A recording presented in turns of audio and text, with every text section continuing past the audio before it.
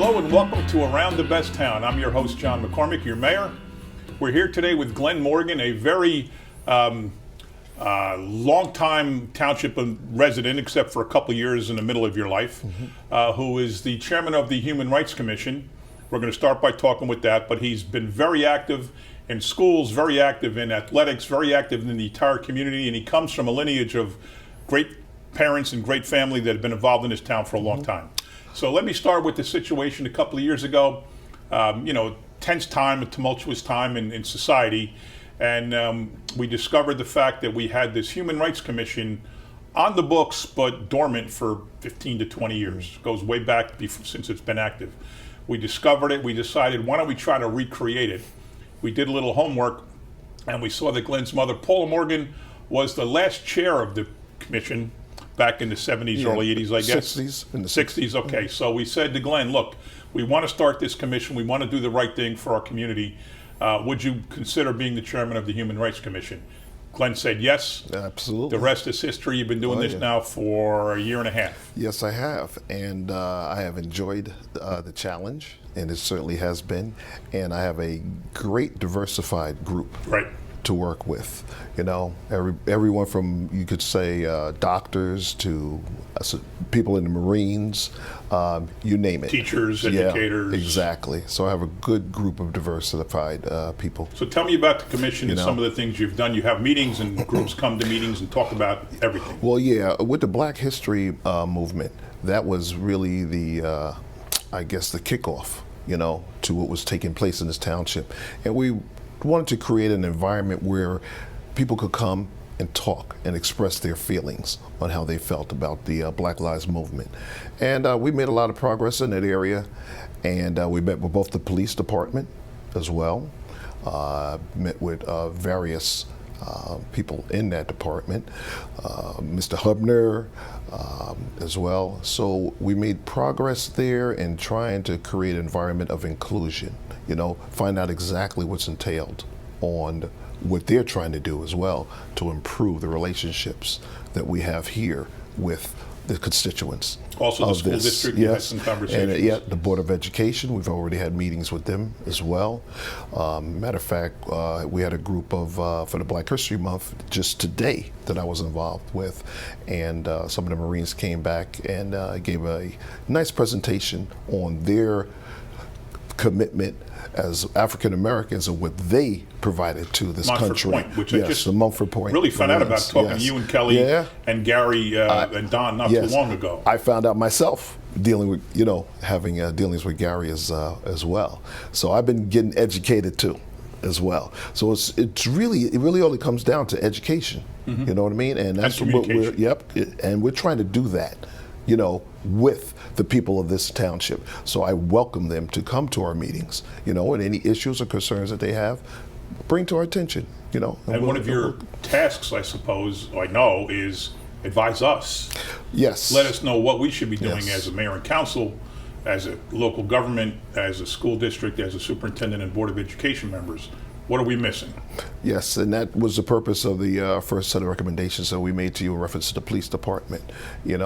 Everything from the cameras, which has been implemented, because there's a lot of things that take place that we have so much control of, even yourself as well, because there's certain things that get brought down by the state, state mandate. So we look at that also and just make sure that those certain things are being implemented here in the township as well. And one of the things you were very instrumental in was the alternate route program, which is something that's not mandated. Yes. It's approved by the state for towns to do. Yes. So what this means, folks, is that we are a civil service town, so we only hire police officers who take the civil service test, get a score, get ranked.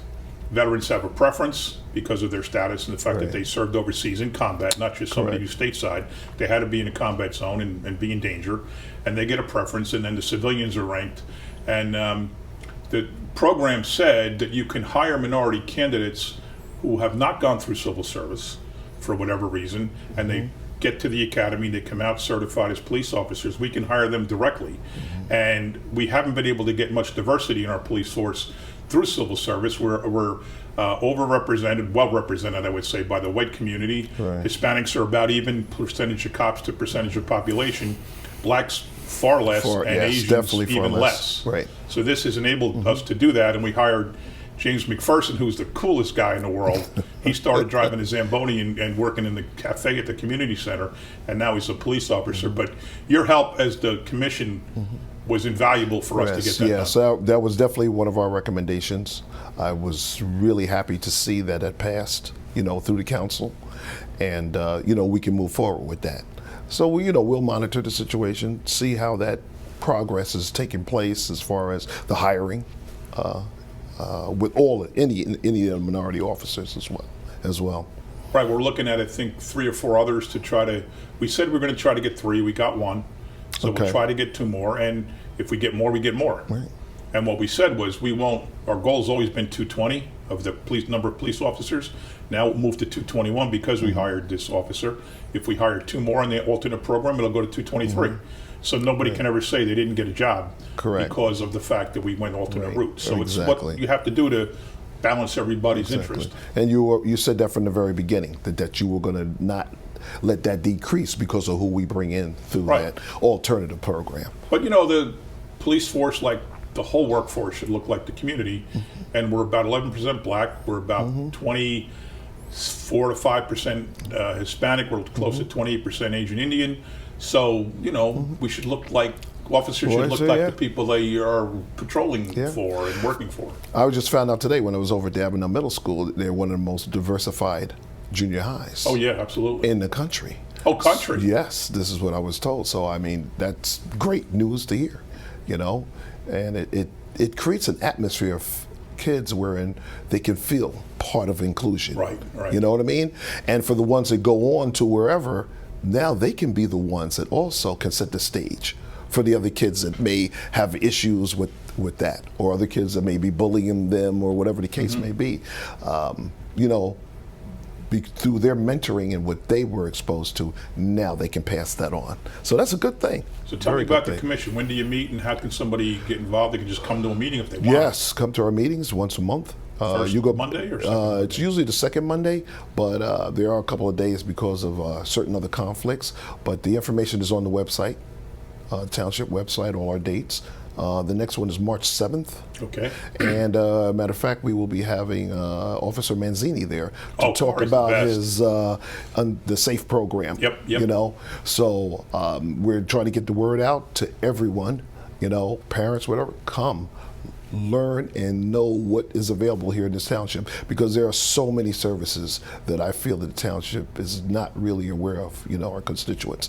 And we're trying to get that word out, you know. Right. So that, And as a commission, you've also been involved with the vignettes we've done with little mini posters, if anything, on the social media featuring a prominent black person from Woodbridge Township. Yes. You're one of them. Yes, yes I am. I appreciate that. And, you know, my dedication is really a roll-off from my, like, I guess you could say, going back from my mother and the standards that she set for me back then. And, you know, I came up in an environment, I lived in area right across from the Colonia Middle School. Right, which was at some time 100% black. Yes. Those 4 or 5 blocks. Yes, you We're had talking West Locust, West Pine, West Willow. No, Locust is all the way up the way, as we used to call it, but we're talking Walnut, Pine, Maple, Cedar, and Willow. Okay, gotcha. And you had the same thing on the opposite side of It was east. the Parkway kind of cut the community right in correct. half. Matter of fact, back then they didn't even divide it east and west. It was just the same. Because there was there were some Morgans on the other side of the bridge. We used to get our mail mixed up all the time. Okay, so that. So they eventually But divided that it up. section was 100% occupied by black families. Yes, African American, and majority on the other side as well. On the other side, but yes, 100%, and it was just a great environment. We were on our own little Greenwood, as you could say, like in Tulsa, where we just had the black community within a community, and we were just there. We all supported each other. You know, everybody knew each other. We were playing ball together. I mean, it was just great. But we still mixed with all people in the community as well. But it was just a great environment to. So when did the Independent Club get formed? That you're talking 1953. It was an incorporated, I believe. So that clubhouse, which was a small little cottage, you could say. Right. And it was built right across from the room. middle school. Yes, it was one little room. Eventually, they added on the back, which was the kitchen area and the Okay. bathroom, because everybody at that time, if they had to go bathroom, they just went home. It was just those 5 streets. But as more people from across the bridge got involved on the west or east side, they became part of that clubhouse. And the main reason that is because back then, our parents didn't have a lot of places that they were welcome to go to. So that was their little community center for us as kids. We would have Easter egg hunts. They had, there's one lady there, Mrs. Bacon, she was instrumental in working and teaching the girls proper etiquette, okay? They had bus rides there as well that they would do. Picnics across the street, right, middle school. Yeah, Easter, like I mentioned, that said Easter egg hunts, but I mean, you name it. And that was a great hangout. So that was the times, you started in the 50s. Certainly the 60s were tumultuous. Yeah, it was. The 70s were tumultuous, and being black and living in Woodbridge and knowing everything going on around the country and the world was probably very difficult. Yes, it was. It was. To me as a kid, I was kind of like oblivious to most of it because of the way that my mother raised me and the environment that we were in. I could say that our house was like a United Nations building. She started her coffee clutches where she would invite people from all ethnicities to our house. And we would be able to, she would sit down with them and just try to get people to respect and try to understand each other's different cultures. And when I tell you, whether it was Jewish, Catholic, you name it, African, whatever, those were the people at their house. And after a while, they brought their kids, so I knew, oh my goodness, I had a plethora of kids that I knew, from the area. And we would have picnics at Merrill Park, Roosevelt Park, Rawway Park, and it was just a United Nations of people coming together. And we were just hanging out, having a good time, enjoying ourselves, and people just of all different nationalities. No tension? No, not at all. Not Nobody at all. cared what your country did to another country? Yes. The LGBTQ, I mean, I saw couples back then, but it didn't faze me. Right. You know what I mean? It is what it is, So I really, that's the environment I grew up in, and that's what I know. So it's so easy for me to relate to people in this day and age, and just try to talk. I have a lot of Martin Luther King. A lot is done with words, and that's what my mother also used, nonviolence, and that's my perception of what I try to get across in my, talkings with various people that may not totally agree with me. You know what I mean? I try to find somewhere in the middle that we can meet, to agree on one or two things, you know what I mean? And we'll just take it from there. So your mother must have been the perfect person for whoever was mayor back then that started this Human Rights Commission, or maybe it was started before that person. Somebody made a pretty wise choice and says, we need somebody to run the Human Rights Commission. Yeah. Your mom was the perfect choice. She was definitely a big part of that. She knew a lot of people in this township that loved her, worked with her to deal with the diversity that was needed, the racism that went on. There was a lot of African Americans as we were moving into the township. And I would say you had a lot of people that were moving out because of that. Okay. And they call it the enclave. You'll probably see it on one of my articles that I provided. But you had an enclave that was taking place. And, just as well as you had people that were moving out that didn't want to accept us coming in, you had plenty of people that were here, that stayed here, that made the nucleus of what this town, Colonia, was turning into as well, which spread it out. Lee Warren, the first black principal in Woodbridge history, right? Lived up that way, didn't he? Who's that name? Lee Warren? Yes. Right? Yes. Okay. Yes. What other? Give me some other famous names. Oh boy. Besides you, of course. Okay. Well, yeah. Supposedly, I was the first. Well, I was the first African American quarterback at Colonia High School. I was going to get to that. Yeah. Distinguished that. They said athletics. That was the first. Yeah. So you were the first black quarterback, and you were pretty good, if I read correctly. Yeah, we had an 8-1 record. We did not have playoffs back then, which I was very upset about, and they started the playoffs a year after I left. Okay. And as well as they built the seats at the Colonia High School. That was the first year they built that. All our home games were at Woodbridge High School. Oh, really? Yes. So when Woodbridge was away, we were home, and vice versa. Oh, I didn't even know that. Yep.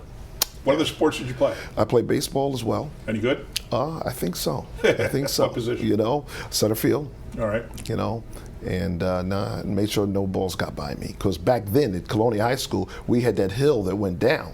So if it got by you, so if you got, it's the home run. That's right. So I had to cover half for left and half for right. But I had some good right fielder and left fielders that were next to me that we took care of that pretty good. So growing up, you're born in 1956. 55. 55, okay. Mm-hmm. You were 14 when Martin Luther King Jr. was assassinated. Yeah. What was your awareness of him as a 10-year-old, 11-year-old, 12-year-old? What did you know about him and his leadership on the cause? I knew quite a bit through my mother. I was obviously shocked.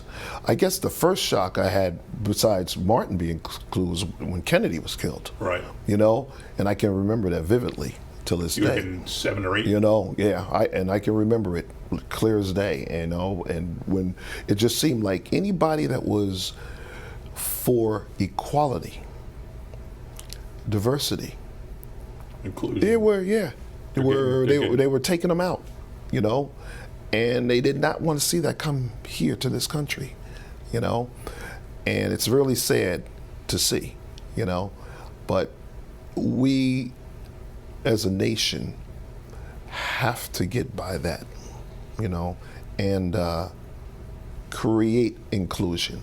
So there are going to be people, no matter what, that really still don't want to be a part of that, and so be it. That's their decision, but please don't interfere with the people that do want to live their lives a certain way. Tell me about your dad. We talked a lot about your mom because Pops, she was the commission chairman. Tell me about him. My dad was a police officer in New York for 19 years. He caught MS, and he had to retire early. But prior to that, he was really a staple in this township. He worked with Mayor Sapolo on the clean up, paint up, fix up, similar to our tooling around. Right. And that was a national program that was overseen by Lady Bird Johnson. And they ended up winning that award. I have information and the documentation for that as well. And they won the award as one of the cleaner towns in the country. Yeah, I remember there's something hanging somewhere about that. Okay. Yeah. In Mayor Zapolo's time. So, he was instrumental with that. He was president of the Independent Club of Colonia as well for a while. And, he made many strides prior to him getting sick and making a difference in this township as well, along with, my mother. Did he ever share with you, as a cop in New York City, did he ever share with you the stories of him facing discrimination and bias and racism as a police officer? No, not really. Do you have any doubt that he did? He just didn't tell you. That's a very good question, because I really don't know. He never really talked about it. My father was a very laid back, very humble person, even with his sickness, And I had also taken care of him for quite a few years myself, and just very humble. Matter of fact, the first aid squad of Colonia used to bring him to my football games. Really? So he could watch me. So he would be sitting all the way down in the end zone and, watching the games. Yeah. But you have to figure at the time he was a police officer, which would go back to the 40s. Yeah. I mean, well, he couldn't have been one of too many black officers. No. He really didn't talk about it a lot. I just remember one time when we were, because we lived in New York for a short period of time. He had a brownstone I'll never forget 141st Street. Brooklyn. Yep. No, 141st, Manhattan, right off St. Nicholas. Okay, I thought you said right you near lived the in City Brooklyn, but College. you lived in the city. Okay. So, and my brother and I, we were coming out to Brownstone. We had to be like, oh gosh, 3, 4, something like that. And we're walking out the building, and we see a guy in our car sitting across the street. We said, oh, what's he doing in our car, Dad? And he said, just stay here, stay here. He goes around, pulls out his gun, points it at the guy, and we're just watching it. So he ended up arresting the guy for going in there. He was basically stealing. Really? Stealing from the car. He called up, back up, whatever. They came in, took the guy away. We ended up getting our car and came back on home to Jersey. My brother looked at each other. We said, whoa. That said, we got to get out of live. here? Yeah. Wow. Oh, yeah. Well, we were already in Jersey. Okay. And going back to that, in reference to Jersey, my grandmother was the first one that was here. She was on Walnut Street. So was she the first? Yes, she was the first actual. She moved here from North Carolina to New York to Colonia. And she was the first Yes. black person living in that area? She was one of very few. Okay, one of the early. Yes, one of the very few. A Probably pioneer. about 5 houses in that whole section of those 5 streets. As 1946 that my grandfather built that house. Okay. Okay, he used to work on the railroad down south. So he built that house. And for some reason, I don't have the full details, but she had a lot of property. As she had the property in back of us. She had property across the street from in back of us. And I understand she had property on Willow Street, too. So were there houses there all over? No. So it's not like, No. it's just land. black people moved in and built houses. Yes. So it's not like everybody moved out No. when black people moved No. in. It was there was virgin territory and you made houses. My personal feeling is that's kind of like they said, okay, well, let's put the African American people over here. Okay. You know, and then it just people want to look to be around more people that they feel comfortable with. Sure. So that's where kind of like everybody just Every flowed nationality to. has their sections, you know. So, she had that property, and she ended up giving that property to my father, the one she had behind her, which was on Pine Street. And he built a house. So he built the house there. Our backyards were back to back, and it was the greatest thing ever. How about your mom? What kind of stories did she have from growing up that you remember? She grew up in Harlem. And oh boy, she grew up around the Sidney Poitiers of the world. Oh my goodness, I mean, she was around a lot growing up there in Harlem. She had 5 other sisters, 3 other brothers. They lived in a very small apartment. I understand they used to share clothes, for going to school. So they didn't grow up with a whole lot of money or anything like that. I think from what I understand, the father died at a very early age, so it was the mother that raised, all the kids. But yeah, that was her environment that she came up in, and she met my father somewhere on the beat over there in Harlem where he was, and they married, and eventually, they moved out here. Right. To the That's spot. a fascinating family story. Yeah, unbelievable. So, and from that came me and my sister and brother, and all of my kids. All of us graduated from Colonia as High, well, okay. and so do all my kids as well. Okay. So now you fast forward to now, and the Human Rights Commission, and your ability to shape people's opinions. And tell me about the Girl Scout visit, which I couldn't make. I was so mad, but I couldn't make it that night. How cool was that? That was it. The engagement of the kids and their knowledge of certain information of the African American community and history, that was just amazing to hear. Raising hands, oh yeah, I know that answer, and Gary, he'll be throwing those questions at you, Gary, yeah. And we were just amazed in their knowledge of their contributions to African Americans, I can't, and the thing about it is that the parents were also engaged. Right. And the one teacher there from the Avenel Middle was so impressed by it that she wanted us to be able to present that to their students as a whole. Yeah. At the middle school. I think like what we do with the veterans. Now, at one point, Veterans Day was a holiday, then it wasn't a holiday. When it wasn't, we agreed that we would work to get veterans into every school during Veterans Day week. Right.